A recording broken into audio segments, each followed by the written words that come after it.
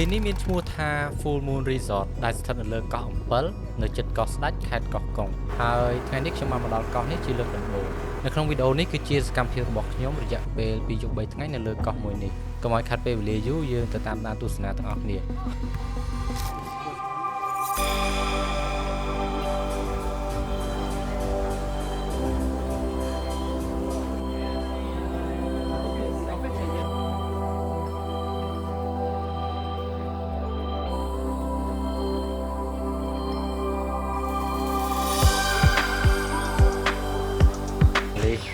យើងមកដល់បន្ទប់យើងហ្នឹងហើយមានឈ្មោះថា Sunset Villa Mercury Yeah so big បាទហ្នឹងហើយចប់គេទាំងអស់គ្នាឥឡូវនេះខ្ញុំបានមកដល់បន្ទប់ដែលគេងនៅក្នុងយប់នេះហើយនៅម៉ោង 3:55 នាទីហើយថ្ងៃហ្នឹងគឺយើងធ្វើដំណើរមកវែងឆ្ងាយមែនទែនយើងមកពីភ្នំពេញម៉ោង 8 ព្រឹកហើយត្រឡប់មកដល់ឆ្នេរនៅកន្លែងខែដែលយើងឡើងទៅកោះស្ដេចចូលម៉ោង 2 ម៉ោង 1 បាទអញ្ចឹងយើងត្រឡប់មកដល់ម៉ោង 2 ជាងខ្ញុំញ៉ាំអីហើយឥឡូវនេះគឺញ៉ាំអីរួចអស់ហើយនៅទីនេះមានឈ្មោះថា Full Moon Resort ដែលស្ថិតនៅលើកោះមួយហើយនៅសងខាងនោះក៏មានកោះពីទូខាងណានៅពីរមកអញ្ចឹងកោះនេះគឺនៅកណ្ដាលហើយសម្រាប់ខ្ញុំគឺខ្ញុំមិនដឹងថាបរិយាយនៅទេព្រោះវាស្អាតនៅទីនេះវាស្អាតគឺថាទេសភាពវិញគឺ best of the best ប្រហែលអញ្ចឹងអត់មានអីច្រើនទេមានតែនាំអ្នកនរគ្នាទៅមើលសកម្មភាពបន្តទៀតហើយទៅមើលពីសម្រស់ធម្មជាតិនៅទីនេះទាំងអស់គ្នា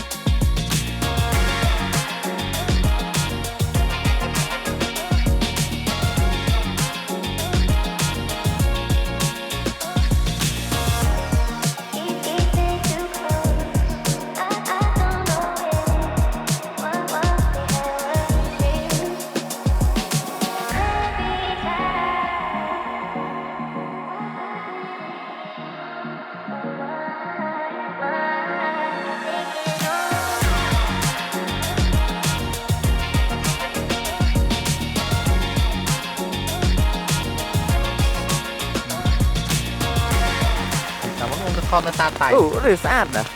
20000តែណយទៅជួយអត់ខ្លួនឯងណាមិនចឹងហ្នឹងហើយអូស្អាតបងម៉ៃមើលហ្នឹងហើយអូបើម៉ៃនេះបាទអ្នកនរគ្នាឥឡូវនេះយើងកំពុងតែធ្វើដំណើរទៅហាត់ពីទៅយប់វិញទៅជួបតែពលល្បីរបស់យើងខ្ញុំមកល្បីតែខ្ញុំមានឱកាសមកអញ្ចឹងខ្ញុំអាចនឹងអនាគតទៅជាងគេអញ្ចឹង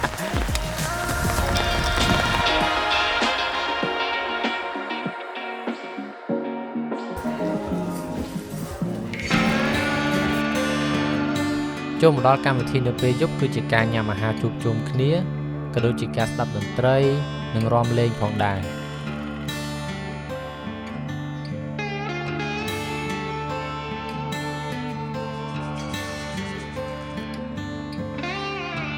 ហើយពូបារាំងនិងពូម៉ៅបាទគឺថាគាត់សប្បាយខ្លាំងមែនទែនបាទគាត់ឡើងច្រៀងផងគាត់ឡើងរាំផងគឺថា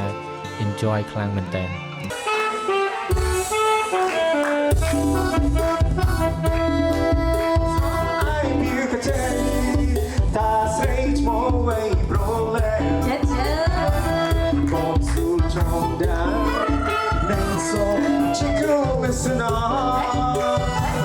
ស្រីសូធัวคุณ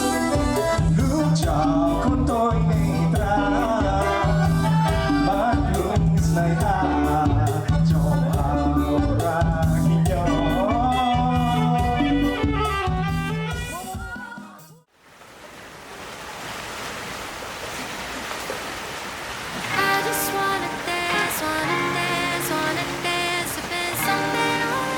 โอเคទាំងអស់គ្នាឥឡូវនេះគឺម៉ោង 8 ព្រឹកអីដោយសារតែកម្មវិធីអត់សូវ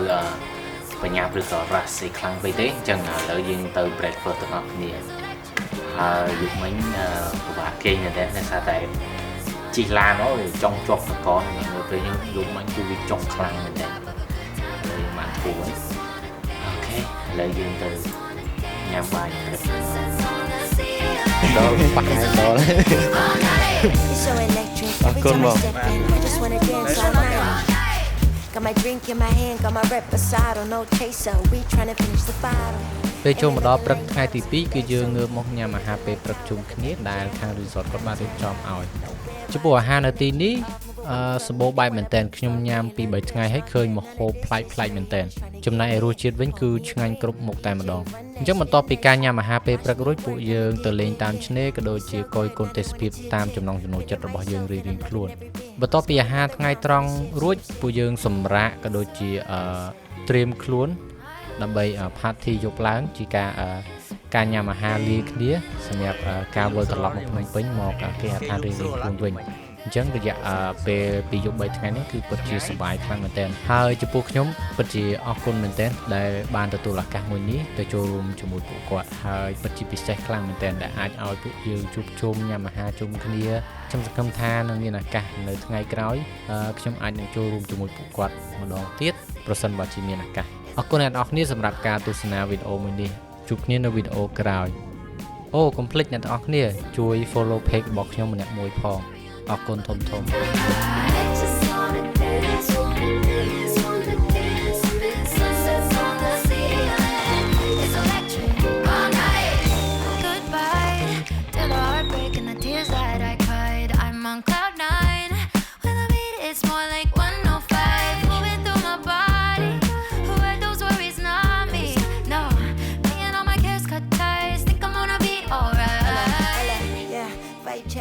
Check, 1, 2 step.